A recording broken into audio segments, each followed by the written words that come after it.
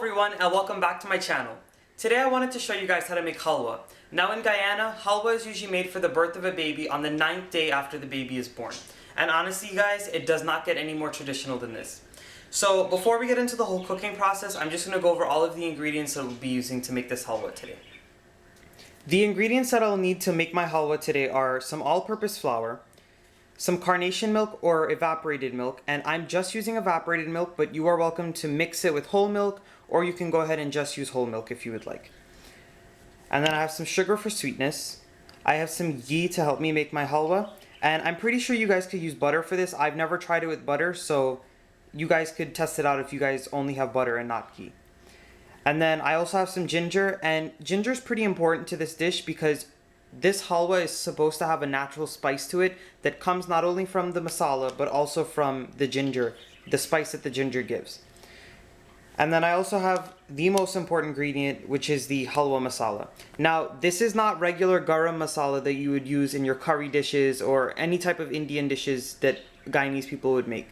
This is a totally different type of halwa with different ingredients that you need special for this dish. So make sure you have this if you're going to decide to make this type of halwa. So I'm not using the whole pack. I just wanted to show you guys the brand that I'm using, and there are multiple brands out there. Just find one that really suits you or one that you can find around you. The first step in making the halwa is to go ahead and patch your flour. So I went ahead and added my flour into a pot here that's on a medium heat, and you want to make sure to keep your heat regulated so that flour doesn't burn. The reason why we're patching it or cooking the flour is because we want to get that raw taste out of the flour. You do not want to taste a floury or doughy taste while you're eating your halwa. So this is the reason why we do this. So I'm going to patch it on a medium heat for about 10 minutes here until the color starts to get a little golden brown. For this type of halwa, you can go ahead and make the flour a little darker than you would if you were making lapsi or something like that, because the masala is going to make it dark anyway, so it's alright if the flour gets a little dark. So I'm going to finish patching here, and then I'm going to show you guys what it looks like when it's done. At this point, I wanted to show you guys that the flour is done patching. You're going to know that the flour is done when it starts to get very light. You guys may have noticed that when you first put it into the pot, it was very clumpy, but it starts to loosen and get very light on you. And it's reached a nice golden color, so I'm going to go ahead and take it off now. It was on the heat for exactly 6 minutes, and I was stirring it constantly to make sure that it did not burn. So what I'm going to do now, as I transfer into my bowl, I'm going to go ahead and strain the flour through a little fine mesh strainer. The reason why I'm doing this is to avoid any lumps. When you're making any type of halwa, you want to make sure that there's no lumps inside. So I'm going to put the flour through this and go ahead and get it into my bowl, and then I'm going to show you guys the next step. Once you've gone ahead and passed the flour to the fine mesh strainer, what you want to do next is go ahead and keep stirring it just a little bit. This ensures that you cool down the flour completely.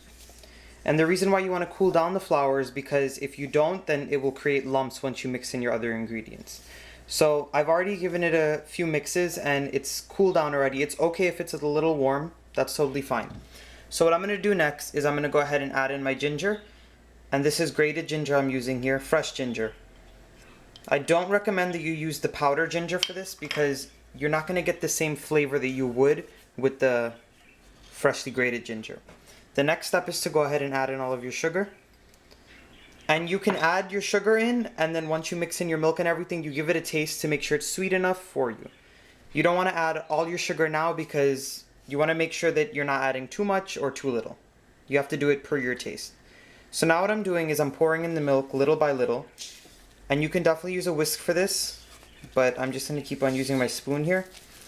Reason why I'm mixing it in little by little is because I do not want to create a lot of lumps. So I'm going to keep mixing in my milk here and try to do it as smoothly as I can. And then I'm going to show you guys the next step in making this halwa.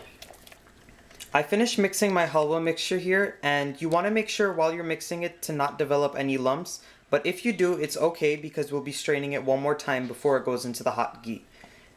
The reason why I'm going to strain it one more time is, one, to get rid of any other lumps that may have formed in here. Also to get rid of all those little chunks of ginger. If you like ginger and like the little chunks of ginger in your halwa, then by all means you could just use it just like this. But I'm going to strain it because I don't like the little lumps of ginger in it. I just want that flavor of the ginger to come out. So I'm going to put that off to the side. And what I have here is my halwa masala. Now I'm just using a few tablespoons of it. And Depending on the brand of halwa masala that you use, your halwa is going to come out a different color. Some halwas end up coming out in a green color, some end up coming out in a light brown color, and some come out really dark, just depending on the type that you use. So I'm going to start off with a few tablespoons of my masala here. And I didn't mention, but I will be using a little bit of water to go ahead and mix it and make a little paste out of it. And this is not like regular masala that you would be using for curry. You want to make sure to mix it a little liquidy than you would for regular curries and things like that. So I'm giving this a mix, and we're going to go ahead and add it into our pot now to go ahead and start making the halwa.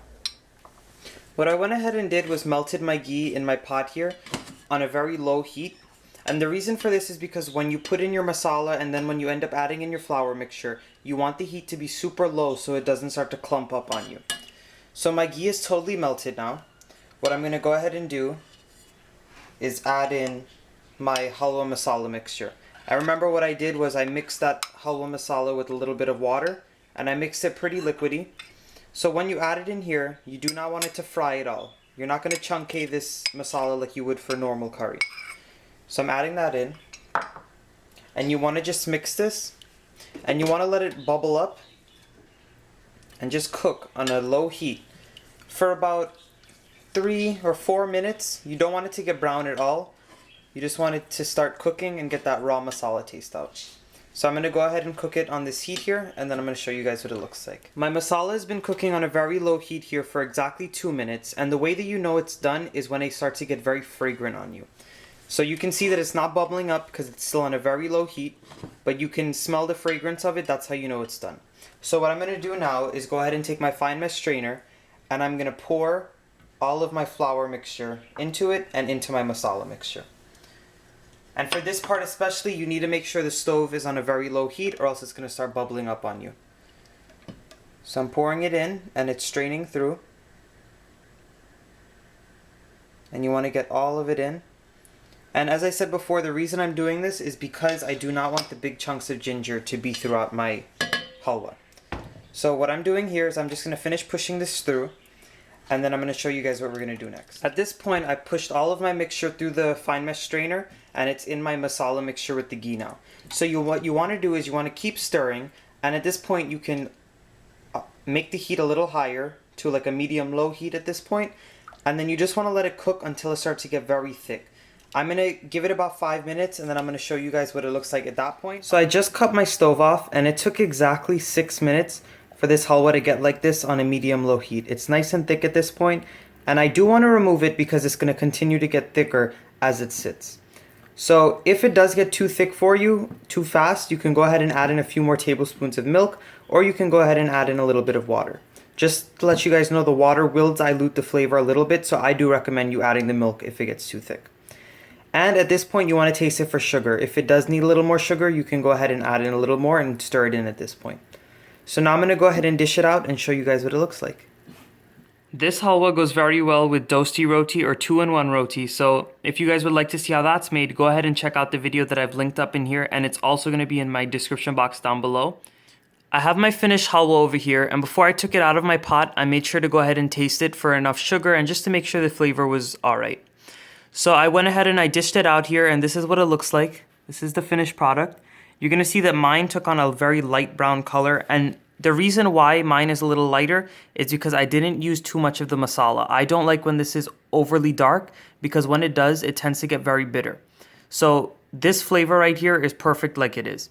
So I really hope you guys enjoyed cooking with me today. Please go ahead and give this video a thumbs up and subscribe to my channel so this way you can be notified on when I do post new videos. Also, feel free to comment down below on what you guys would like me to make next. Once again, thanks for watching.